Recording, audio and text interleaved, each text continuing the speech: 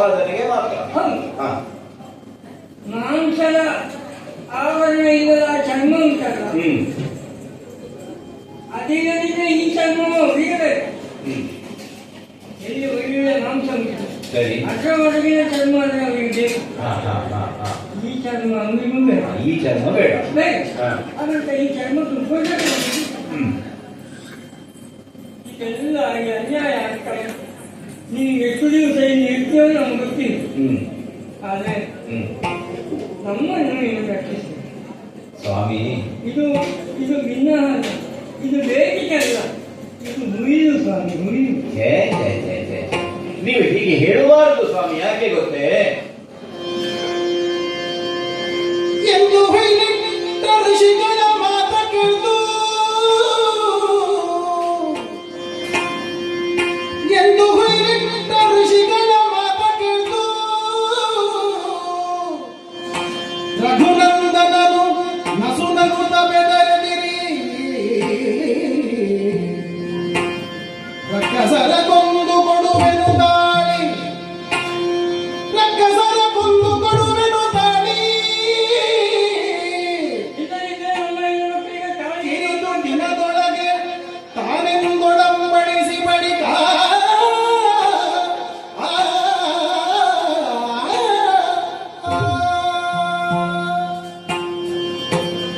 ಯಾವ ಉದ್ದೇಶದಿಂದ ನಾನು ಇಲ್ಲಿಗೆ ಬಂದನೋ ಈಗ ಆಗ್ತಾರೆ ಸ್ವಾಮಿ. ಅಗಸ್ತ್ಯ ಮಹರ್ಷಿಗಳು ಆಡಿದಂತಹ ಮಾತು, ದಂಡಕಾರಣ್ಯ ಪ್ರದೇಶದಲ್ಲೇ ಹೋಗಿ ವಾಸಿಸುವ ಮಾದರಿಂದ ಒಳಿತಾಗುತ್ತದೆ. ನಿಮ್ಮ ಹುಯಿಲು ಅಲ್ಲ, ನಿಮ್ಮ ದೂರು ಅಲ್ಲ, ಋಷಿಗಳಾದಂತಹ ನೀವು ನನಗೆ ಅಪ್ಪಣೆ ಮಾಡುವಂತಹ ಸ್ಥಾನದಲ್ಲಿರುವವರು. ಯಾಕೆ ಗೊತ್ತೇ? ಯಜ್ಞಯಾಗಾದಿಗಳನ್ನು ನೀವು ಮಾಡುವುದು ನಿಮ್ಮ ಕುಟುಂಬದ ಹಿತಕ್ಕಾಗಿ ಅಲ್ಲವಲ್ಲ, ಲೋಕ ಕಲ್ಯಾಣ ಅಲ್ಲ. ಪ್ರಜೆಗಳೆಲ್ಲ ವಾರ್ಷಿಕವಾಗಿ ಕಂದಾಯವನ್ನು ಭಂಡಾರಕ್ಕೆ ಒಪ್ಪಿಸ್ತಾರೆ.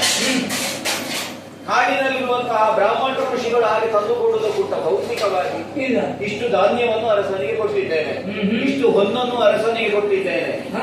ನೀವು ಮಾಡಿದ ತಪಸ್ಸು, ನೀವು ಮಾಡಿದ ಯಜ್ಞಯಾಗಾದಿಗಳಿಂದ ಸಿಗುವ ಪುಣ್ಯದಲ್ಲಿ 4ನೇ 1 ಭಾಗ ರಾಜನಿಗೆ ಹೋಗಿ ಸೇರ್ತದೆ ಅನ್ನೋದು ನಿರ್ಣಯ. ನಮಗೆ ಅಲ್ಲಿಂದೇ ಧಾನ್ಯ ಬರ್ತದೆ ಅಲ್ಲವೇ?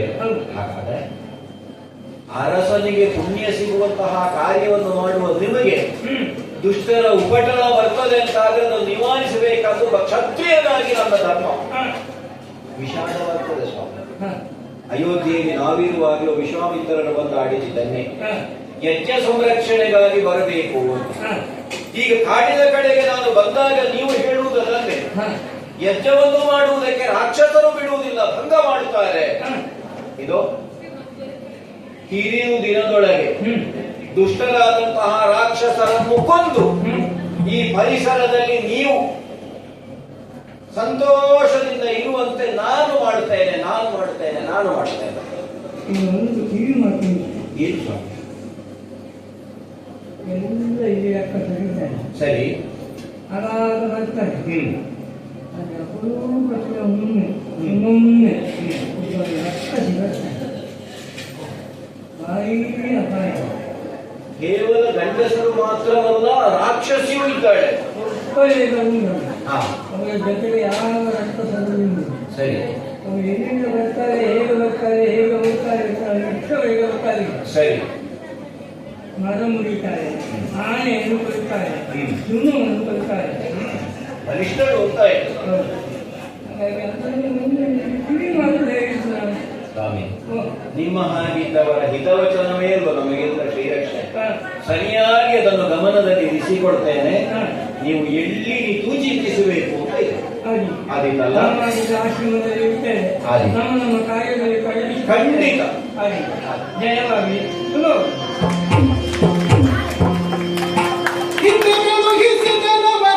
ಸಂತೈಸಿ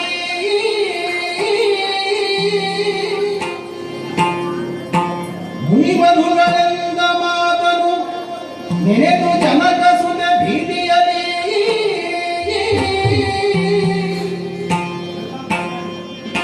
ಹಿಂದೆ ಕಳುಹಿದನವರ ಸಂತೈಸಿ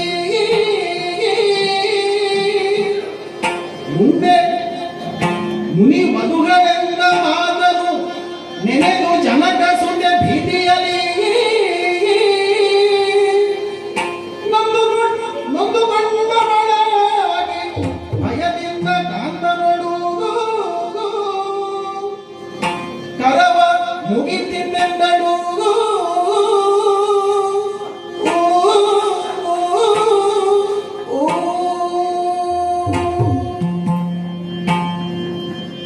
ನಮ್ಮವರ ಜೊತೆ ಮಾತನಾಡುವುದಕ್ಕೆ ಬಂದಂತಹ ಮುನಿಗಣನ ಅವರ ಜೊತೆಯಲ್ಲಿಯೇ ಬಂದವರು ಅವರ ಮನೆಯವರು ಅವರನ್ನೆಲ್ಲ ಕುಳಿತುಕೊಂಡು ಮಾತನಾಡಿಸಿದೆ, ಅವರಿಗೆ ಆತಿಥ್ಯವನ್ನ ಮಾಡಿದೆ.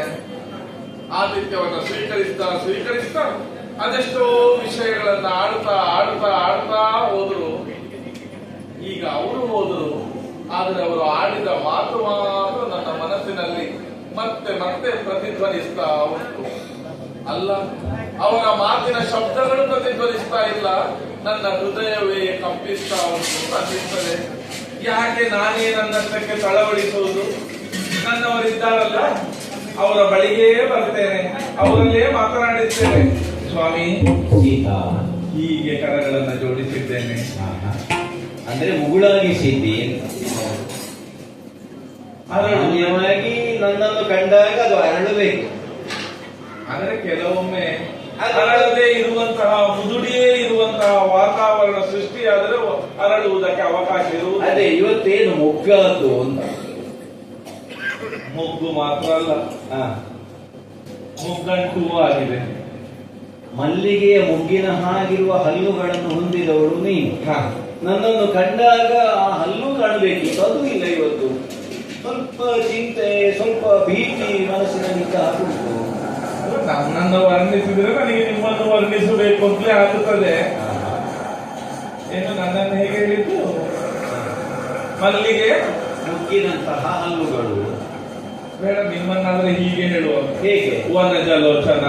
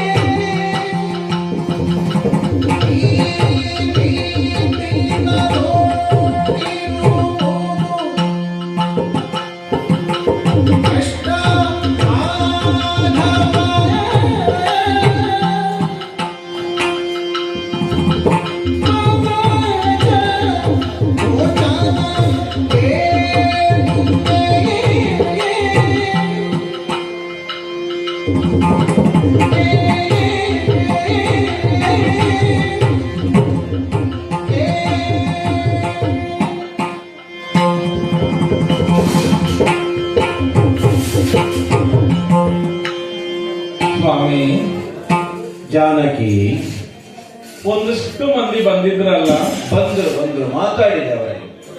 ಏನ್ ಹೇಳಿದ್ರು ಸ್ವಾಮಿ ನಿಮ್ಮಲ್ಲಿ? ಹೀಗೆ ಅವರನ್ನು ನೋಡುವಾಗಲೇ ನನಗೆ ಅರಿವಾಗಲಿಲ್ಲ. ಅಲ್ಲ, ನನ್ನಲ್ಲಿ ಬಂದವರು ಆಡಿದ್ರು. ಮೈಯಲ್ಲಿ ಕೈಯಲ್ಲಿ ಗಾಯ, ಹೌದು. ಅವರಿಗಾಗುವಂತಹ ಕಷ್ಟ ಅದೆಲ್ಲವನ್ನು ನನ್ನಲ್ಲಿ ಹೇಳಿದ್ರು ಅಷ್ಟೇ. ದೇಹದಲ್ಲಿ ಸೋರುತ್ತಾ ಇರುವಂತಹ ರಕ್ತ. ಹೌದು. ಇದನ್ನೆಲ್ಲ ನೋಡಿದಾಗ ಅವರು ಮಾತ್ರ ಬಂದದ್ದಲ್ಲ ನಿಮ್ಮಲ್ಲಿ ಆಡುವುದಕ್ಕೆ, ಜೊತೆಯಲ್ಲಿ ಅವರ ಮನೆಯವರು ಬಂದಿದ್ರು, ನನ್ನಲ್ಲೂ ಮಾತಾಡಿದ್ರು. ಮುನಿ ವಧುಗಳು ಇದ್ರು, ಅವರು ಪರ್ಣಕುಟೀರದ ಒಳಗೆ ಬಂದ್ರು. ಹೌದು. ಋಷಿಗಳು ಹೊರಗೆ ಇದ್ದು ನನ್ನಲ್ಲಿ ಮಾತಾಡಿದ್ರು. ನೀವು ಎಷ್ಟು ಹೊತ್ತು ಮಾತಾಡಿದ್ದೀರೋ ಅದಕ್ಕಿಂತ 2ರಷ್ಟು ವಿಚಾರಗಳು ನಾವು ಮಾತಾಡಿದ್ದೇವೆ. ಅದು ಕಡಿಮೆ ಆಯ್ತು ಅಲ್ವಾ? ಯಾಕೆ? ಹಾ.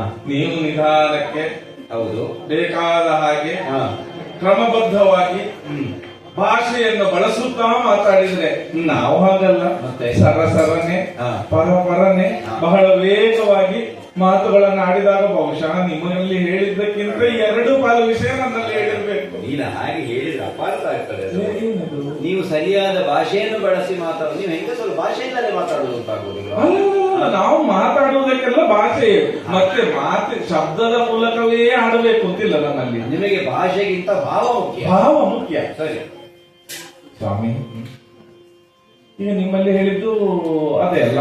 ಹೌದು. ನನ್ನಲ್ಲಿಯೂ ಅದೇ ಹೇಳಿದ್ದು. ಏನ್ ಹೇಳಿದ್ರು? ಅಲ್ಲ, ಅದೇ. ಹಾ, ಅಂದ್ರೆ ಈ ಕಾಡು, ಕಾಡಿನಲ್ಲಿ ಇರುವವರು, ಕಾಡಿನ ಕಷ್ಟ, ಸರಿ, ಇದನ್ನೆಲ್ಲ ವರ್ಣಿಸಿದ್ರು. ಹೇಗೆಲ್ಲ ಇರುವವರು ಇದ್ದಾರೆ. ಇನ್ನು ಘೋರವಾದಂತಹ ಅಡವಿಯಂತೆ. ಇನ್ನು ಮುಂದೆ ಸಾಗಿದ್ರೆ ಬಹಳ ಘೋರವಾದಂತಹ ಅಡವಿಯಂತೆ. ಸರಿ, ನಾವು ಮುಂದೆ ಹೋಗದಿದ್ರೆ ಆಯ್ತು. ಇರುವುದೆಲ್ಲ ರಾಕ್ಷಸರೇ ಅಂತೆ. ರಾಕ್ಷಸರಿಂದ ತುಂಬಿದಂತಹ ಕಾಡಿದು. ಮಾತ್ರ ಅಲ್ಲ, ನಮ್ಮನ್ನು ಕಾಡುವವರು ಅವರೇ. ಕಾಡು ಕಾಡು ಕಾಡು ಅಂತ ಅವರು ಕಾಡ್ತಾರೆ ನಮ್ಮನ್ನು. ಅಲ್ಲ, ಇದೆಲ್ಲ ನನ್ನಲ್ಲಿ ಆಡಿದ್ದು. ಮುನಿ ವಧುಗಳು ನಿನ್ನಲ್ಲಿ ಹೇಳಿದ ಮಾತು ಇಂಥದ್ದೇ ಅಲ್ವೋ? ನೀವು ಅವತ್ತು ವನವಾಸಕ್ಕೆ ಅಂತ ಹೊರಟಾವಾಗ ನಿಮ್ಮಲ್ಲಿ ಸ್ವಲ್ಪ ನಾನು ಮಾತಾಡುವಾಗ ಭಾವನೆ ಸರಿ ಇತ್ತು, ಭಾಷೆ ಸರಿ ಆಗ್ಲಿಲ್ವ ಅಂತ ಕಾಣುತ್ತದೆ. ಅಲ್ಲ, ಭಾಷೆಯು ಸರಿ ಇತ್ತು, ಭಾವನೆ. ನಿಮ್ಮ ಹೃದಯದ ಭಾಷೆ ನಮಗೆ ಅರ್ಥ ಆದ್ರೆ ಆಗ ಆಡಿದ್ದೆ. ಏನು?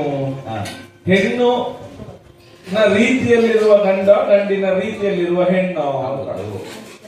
ಆಗ ನನ್ನಲ್ಲಿ ಗಂಟನ ಇತ್ತು ಅಂತ ಕಾಣಿಸ್ತದೆ ನನಗೆ. ಆದ್ರೆ ಈಗ ನಾನು ಹೆಣ್ಣಾಗಿದ್ದೇನೆ. ಅವರೆಲ್ಲ ಬಂದು ನನ್ನಲ್ಲಿ ಮಾತಾಡ್ತಾ ನನ್ನಲ್ಲಿರುವಂತಹ ಹೆಣ್ಣುತನವನ್ನು ಇನ್ನೂ ಹೆಚ್ಚಿಸಿದ್ದಾರೆ. ಅಂದ್ರೆ ಇಲ್ಲಿಯವರೆಗೆ ಬಂದಿದ್ದೇವೆ ನಾವು, ಇಷ್ಟು ಸಮಯ ಕಳೆದಿದ್ದೇವೆ. 13 ವರ್ಷದ ಹತ್ರ ಇಲ್ಲಿಯವರೆಗೆ ಆಡ್ಲಿಲ್ಲ. ನಡೆಯುವಾಗ ಚುಚ್ಚಿದ ಕಲ್ಲೋ ಮುಳ್ಳೋ ಅದೋ ಇದೋ ಮತ್ತೊಂದೋ ಮಗದೊಂದೋ ಕಷ್ಟ ಅಂತ ಕಾಣಿಸ್ಲಿಲ್ಲ. ಸರಿ, ಉಣ್ಣುವುದಕ್ಕೆ ಆಹಾರ, ಗೆಡ್ಡೆ ಗೆಣಸುಗಳು, ಹಣ್ಣು ಫಲಗಳನ್ನು ನಮ್ಮ ಲಕ್ಷ್ಮಣ ತಂದು ಕೊಟ್ಟಾಗ ಕಡಿಮೆ ಅಂತ ನಮಗೆ ಅನ್ನಿಸ್ಲಿಲ್ಲ. ಅದುವೇ ಸುಖ ಅಂತ ಬದುಕಿದವರು ನಾವು. ಪರ್ಣಕುಟಿಯಲ್ಲಿ ನಿದ್ರೆ ಬರಲಿಲ್ಲ ಅಂತ ಒಂದು ದಿವಸವೂ ಆಡ್ಲಿಲ್ಲ. ಹುಲ್ಲಿನದ್ದೇ ಹಾಸಿಗೆ. ಆದ್ರೆ ಇನ್ನು ಮುಂದೆ ನಿದ್ರೆ ಇಲ್ವೋ ಅಂತ ಕಾಣ್ತದೆ ಸ್ವಾಮಿ. ಅವರು ಆಡ್ತಾರೆ ಹಾಗೆ. ಅವರು ಹೇಳಿದ ಮಾತನ್ನು ಕೇಳಿ ನನ್ನ ಒಳಗೆ ಒಂದು ಭಯ ಪ್ರಾರಂಭ ಆಗಿದೆ. ಅಂತೂ ಒಂದನ್ನು ಬಿತ್ತಿ ಹೋಗಿದ್ದಾರೆ ಅವರಲ್ಲಿ. ಒಂದನ್ನೇ ಆಗಿದ್ರೆ ಹೌದು, ಒಂದು ಬೀಜವನ್ನು ಬಿತ್ತಿ ಹೋಗಿದ್ದಾರೆ. ಅದು ಒಂದಲ್ಲ 10 ಉಂಟು ಕಾಡಿದ್ದಾರೆ. 10? ಹೌದು ಹೌದು.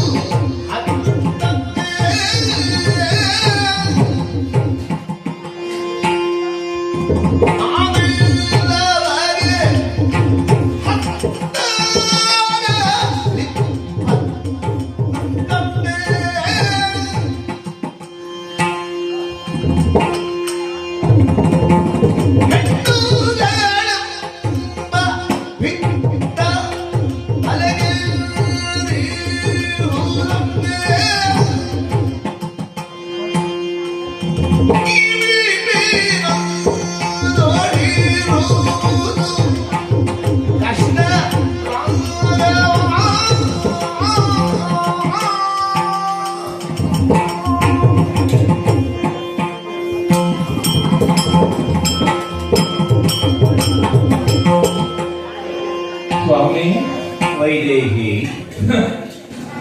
ಎಲ್ಲಿಯವರೆಗೆ ಆಡ್ತಾ ಆಡ್ತಾ ಆಡಿದ್ರು ಅಂತ ಕೇಳಿದ್ರೆ ರಾಕ್ಷಸರು ಬೆಳೆದಿದ್ದಾರೆ. ಈಗ ಓಹೋ, ರಾಕ್ಷಸರು ಬೆಳೆದಿದ್ದಾರೆ. ಹಾ. ಕೇವಲ ಸಂಖ್ಯೆಯಲ್ಲಲ್ಲ, ಅವರ ವರ್ತನೆಯಲ್ಲೂ ಹೌದು ಅಂತ ಆಡಿದ್ದಾರೆ. ಒಂದು ಮಂಡೆಯವನು ಮಾತ್ರ ಅಲ್ಲ, 3 ಮಂಡೆಯವನಂತೆ. ಅದೇ 3 ಗಂಟೆಯವನೊಬ್ಬ ಇದ್ದಾನೆ ಅಂತ ಬಂದ ಋಷಿಗಳೇ ಹೇಳಿದ್ರು. ನನ್ನಲ್ಲಿ ಆಡಿದವರು ಇನ್ನೂ ಆಡಿದ್ದಾರೆ. 10 ಮಂಡೆಯವರು ಇದ್ದಾನೆ ಅಂತ. 10 ತಲೆ? ಅದು 10 ತಲೆಯವನು, ಓಹೋ, 20 ಕೈ ಅಂತೆ. ಹಾ. ಅಲ್ಲ, ನಾನು ಅವರು ಆಡುವಾಗ ಕೇಳಲಿಲ್ಲ ಪ್ರಶ್ನೆ. ಸರಿ. ಅದು ನಿಜವಾದ 10 ತಲೆ 20 ಕೈಯೋ ಹಾ. ಅಲ್ಲ ದೌರ್ಜನ್ಯದ ದುಷ್ಟತನದ 10 ತಲೆ 20 ಕೈಗಳು ಅದನ್ನು ಸಾಧಿಸುವುದಕ್ಕೆ ಅಂತ ಕೇಳಲಿಲ್ಲ. ಎಷ್ಟೋ ಸಲ ಹಾಗೆ ಇರ್ತದೆ. ಹಾ, 2 ಕೈ ಇದ್ರು 20 ಕೈ ಇರುವಷ್ಟು ಕೆಟ್ಟದನ್ನು ಮಾಡ್ತಾರೆ. ಮಾಡ್ತಾರೆ. ಒಂದು ತಲೆಯಲ್ಲಿ ಹೊಳೆಯದಷ್ಟು ಕೆಟ್ಟತನ 10 ತಲೆಯಲ್ಲಿ ಹೊಳೆಯುವ ಹಾಗೆ. ಹೌದು. ಹೆಂಗಸರನ್ನ ಹುಡುಗಿಯರನ್ನ ಕಂಡ್ರೆ ಅದೊಂದು ಪಿತ್ತ. ಆ ಪಿತ್ತವನ್ನೇ ಹೊತ್ತುಕೊಂಡು ತಿರುಗುತ್ತಾ ಇರುವವನಂತೆ ಅವನು. ಅದನ್ನೆಲ್ಲ ಆಡುವಾಗ ಭಯವಾಗ್ತದೆ ಸ್ವಾಮಿ.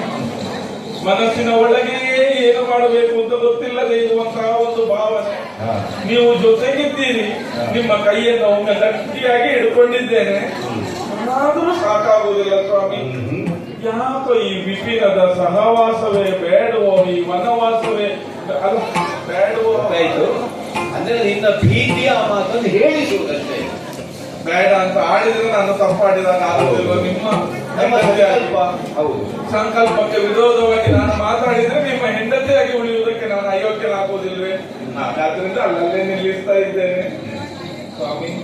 ಎಂತೆಂತಹ ದುರುಳರು ದುಷ್ಟರು ತುಂಬಿಕೊಂಡಿರುವಂತಹ ಈ ಕಾಡಿನಲ್ಲಿ ಒಬ್ಬಂಟಿಯಾದಂತಹ ನಾನು, ನೀವಿದ್ದೀರಿ, ಆದ್ರೆ ಸ್ತ್ರೀಯಾಗಿ ನಾನಿರುವವರು ಒಬ್ಬಳೆ. ಹಾಗಾದ್ರಿಂದ ಆ ಕಾಮುಕರ ಕೆಟ್ಟ ದೃಷ್ಟಿ ನನ್ನ ಮೇಲೆಲ್ಲಾದ್ರೂ ಬಿದ್ದರೆ ಸ್ವಾಮಿ,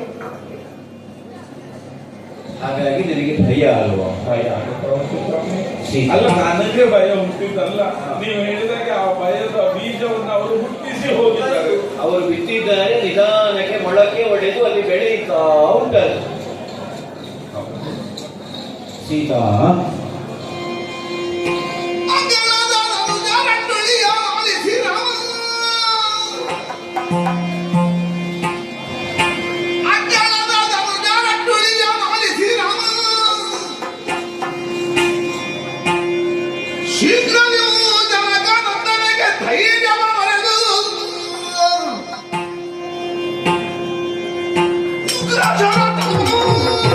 ಕೈಯೊಳಗೆ ಬಿಡಿದು ಶೌರ್ಯಾಗ್ನಿಯು ಪ್ರಜ್ವಲಿಸಲು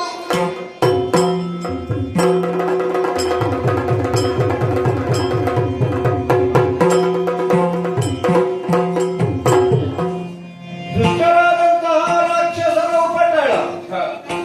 ದೇವಿ, ವನವಾಸಕ್ಕೆ ಸನ್ನದ್ಧನಾಗಿ ನಾನು ಬರುವ ಹೊತ್ತಿನಲ್ಲೇ ನಿನ್ನಲ್ಲಿ ಆಡಿದ್ದೆ. ಹಾಡು ಅನ್ನುವುದು ಕಠಿಣವಾದದ್ದು. ನಿನ್ನ ಬಾಲ್ಯದಿಂದಲೇ ಅರಮನೆಯಲ್ಲಿ ಬೆಳೆದಂತಹ ನಿನಗೆ ಅಲ್ಲಿಯ ವಾಸ ಅನ್ನುವುದು ಕಷ್ಟವಾದೀತು. ನಿಮ್ಮ ನೆರಳಾಗಿ ನಾನು ಬರ್ತೇನೆ, ಸಹಜರೀತವ ಅಂತ ಹೇಳಿಯೇ ನನ್ನ ತಂದೆ ನಿಮಗೆ ನಾನು ಒಪ್ಪಿಸಿದ್ದು. ಹಾಡಿನಲ್ಲಿ ಎಷ್ಟು ಕಷ್ಟವೇ ಆಗಲಿ ಜೊತೆಯಾಗಿರ್ತೇನೆ ಅಂತ ಆಡಿದವಳು ನೀನು. ಹೌದೇ ಹೌದು. ಬರುವಾಗ ರಾಕ್ಷಸರನ್ನು ನಾವು ನೋಡಿದವರೇ ಅಲ್ವೇ? ಹೌದು. ವಿರಾಟ ಒಂದೊಮ್ಮೆಗೆ ನಿನ್ನನ್ನೇ ಎತ್ತಿಕೊಂಡು ಅಪಹರಿಸುವುದಕ್ಕೆ ಪ್ರಯತ್ನಿಸಿದ್ದ. ಆಮೇಲೆ ನಿನ್ನನ್ನು ಕೆಳಗೆ ಇಳಿಸಿ ನಮ್ಮಿಬ್ಬರ ತಿಳ್ಕೊಂಡ. ನಾವು ಅವನ ಕೈಗಳನ್ನು ಕತ್ತರಿಸುವ ಮುಖೇನವಾಗಿ ವಿರಾಧನ ವಧೆಯನ್ನು ಮಾಡಿದ್ದೇವೆ. ಸೀತಾ ಸ್ವಾಮಿ, ಇದು ಪಂಚವಟಿ ಪ್ರದೇಶ. ಒಂದು ಕಾಲದಲ್ಲಿ ನಮ್ಮದೇ ಆಗಿದ್ದದ್ದು. ಈಗ ಇಲ್ಲಿ ರಾಕ್ಷಸರ ಪ್ರಾಬಲ್ಯ ಇದೆ. ಮುನಿವಧುಗಳು ನಿನ್ನಲ್ಲಿ ಹೇಳಿದ್ದು, ಹೌದು. ಹೊರಗಿನಿಂದ ಋಷಿಗಳು ನನ್ನಲ್ಲಿ ಆಡಿದ್ದು ರಾಕ್ಷಸರ ಉಪಟಳ ಅವರನ್ನು ನಿಗ್ರಹಿಸಿಕೊಳ್ಳ ಮಾಡಿಸಿಕೊಳ್ಬೇಕು ರಾಮ ಅಂತ. ಹ, ಎಷ್ಟೋ ಸಲ ಬೆಳೆಗಿಂತ ಕಡೆ ಹೆಚ್ಚಾಗಿ ಹುರುಸಾಗಿ ಬೆಳೆಯುತ್ತದೆ. ಹ. ಆಗ ಅದನ್ನೆಲ್ಲ ಕತ್ತರಿಸಬೇಕಾದ್ದು ಕೃಷಿಕನಾದವನ ಕರ್ತವ್ಯ. ಹಾಗಾಗಿ ನಿನ್ನಲ್ಲಿ ಮಾತಾಡ್ತಾ ಇದು ಕೈಯಲ್ಲಿರುವಂತಹ ಕೋದಂಡವನ್ನು ಮೇಲಕ್ಕೆ ಎತ್ತಿ ಸನ್ನದ್ಧನಾಗಿ ನಿಂತಿದ್ದೇನೆ. ಹ. ದುಷ್ಟನಾದಂತಹ ಧನುಜರ ಅಟ್ಟುಳಿ ನಮಗೆ ಬಂದರೆ ಅದನ್ನೆಲ್ಲ ನಿವಾರಿಸಿಕೊಡ್ಬೇಕಾದ್ದು ಕ್ಷತ್ರಿಯನಾಗಿ ನಮ್ಮ ಧರ್ಮ ಹೌದಲ್ವ? ಹಾಗಾಗಿ ಚಿಂತಿಸಬೇಡ, ನನ್ನ ಜೊತೆಯಾಗಿರು, ಏನು ಬಂದು ಅದನ್ನು ನೋಡಿಕೊಳ್ಳು. ಓಹೋ, ಅದೇನು ಜೊತೆಯಲ್ಲೇ ಇರ್ತೇನೆ, ಅದು ಜೊತೆಯಲ್ಲೇ. ಅದು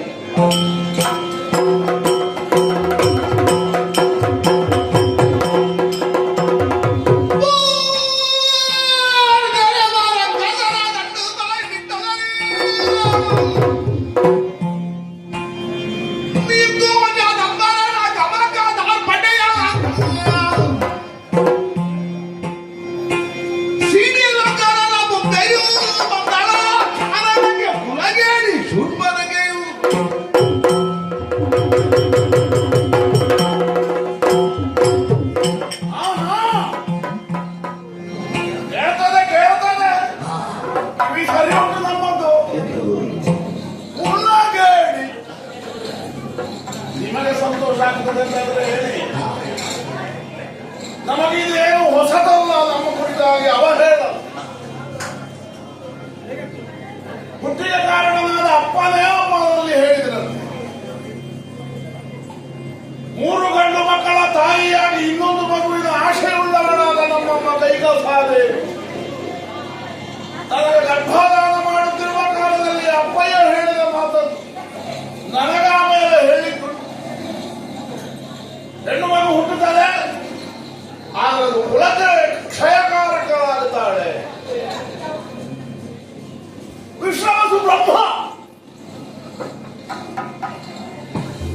ಇಲ್ಲ, ಸತ್ಸಂತಾನವೇ ಆಗುತ್ತಾರೆ. ಸಂಕಲ್ಪ ಮಾಡಿದರೆ ಆಗದೇ ಇರುವುದಲ್ಲವಲ್ಲ.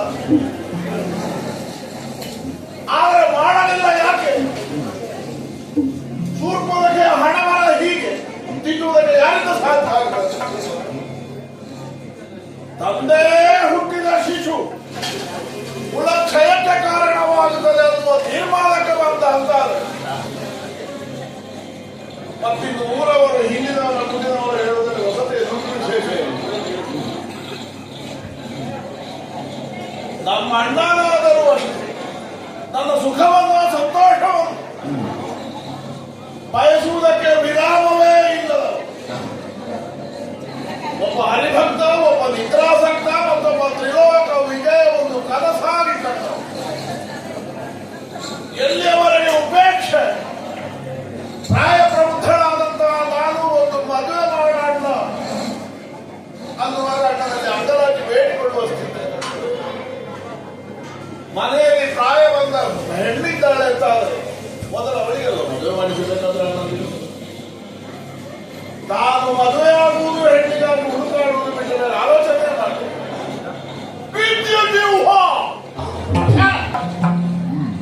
ಮಾತಾಡದ ಅಧಿಪತಿಯಾದ ಪರಮ ವಿಕ್ರಮಿಯ ಗಂಡಸನ್ನು ಹುಡುಗಿ ಕೊನೆಗೂ ನನಗೆ ಮದುವೆ ಮಾಡಿ ನಮ್ಮ ಸಂಸಾರ ನೋಡಬೇಕು, ಇನ್ನೊಬ್ಬರ ಸಂಸಾರ ನೋಡಬೇಕು. ಆದರೆ ಅದರ ಸವಿ, ಅದರ ರುಚಿ, ನಾವು ತಿರುಗಾಡದ ದೇಶ ಇಲ್ಲ, ಓಡಾಡದ ಕಾಡಿಲ್ಲ. ಆದ್ರೆ ಏನ್ ಮಾಡೋಣ, ಅದು ಅಲ್ಪಾಯುಷ್ಯವನ್ನೇ ಹೊಂದಿದೆ.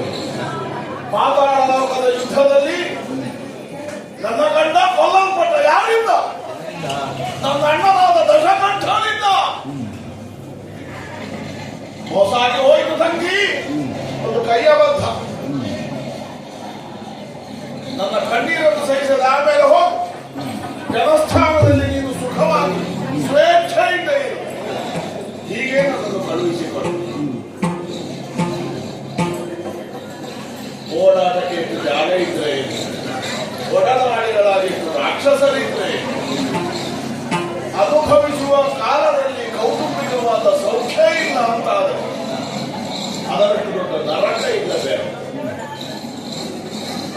ಬಂದದ್ದು ದಂಡಕಾರಣ್ಯ ಪಂಚವಟಿ ಪ್ರದೇಶ.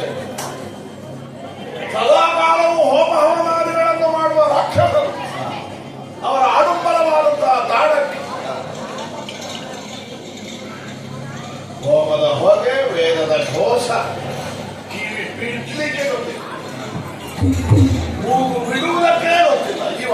ನೆನಪಾಗುವ ಮತ್ತೊಂದು ಕಾರಣದಿಂದ ನನಗೆ ಕಂಡಾಗುವುದು ನನ್ನ ಮದುವೆ ಕಾಲದ ನೆನಪು ವೇದ ಘೋಷಗಳಿಂದ ತುಂಬಿದ ಸಭಾಮಂಡಪದಲ್ಲಿ ವಿದ್ಯುತ್ ಬಂದ ಕೊರಳಿಗೆ ಮಕ್ಕಳ ಸೂತ್ರವನ್ನು ತೆಗೆದು ಹೋಮದ ಹೊಗೆ ದಾಖಲಾಡಿಸುತ್ತೆ ನಾನವನ ಕರಗ್ರಹಣವನ್ನು ಮಾಡಿ ಸಪ್ತಪದಿಯನ್ನು ತೊಳೆದು ವಿಚ್ಛೇದಿತವಾದ ದಾಂಪತ್ಯ ಕೊಲ್ಲಲ್ಪಟ್ಟ ಕಾಲನ್ನ ಗಂಡ ಅವನ ನೆನಪಾಗ್ತದೆ ಇದೆಲ್ಲ ಕಾಣುವ ಆಗ ನಾನೇನು ಮಾಡ್ತೇನೆ ವೇದ ಹೇಳುವ ಋಷಿಮುನಿಗಳನ್ನು ಹಿಡಿದು ಕಚ್ಚಿ ತಿನ್ನು ಹೊಟ್ಟೆ ತುಂಬಿದ್ರೆ ಆಮೇಲೆ ಅವಳನ್ನು ಎತ್ತಿ ಹೋಮಕುಂಡಕ್ಕೆ ಹಾಕು ಸೇಡು ತೀರಿಸಿಕೊಡುತ್ತೇನೆ.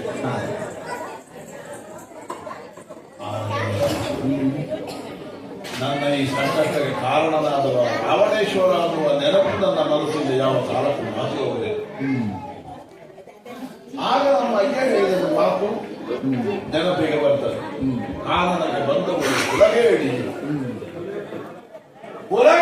ಹೌದಾರೆ ನನ್ನ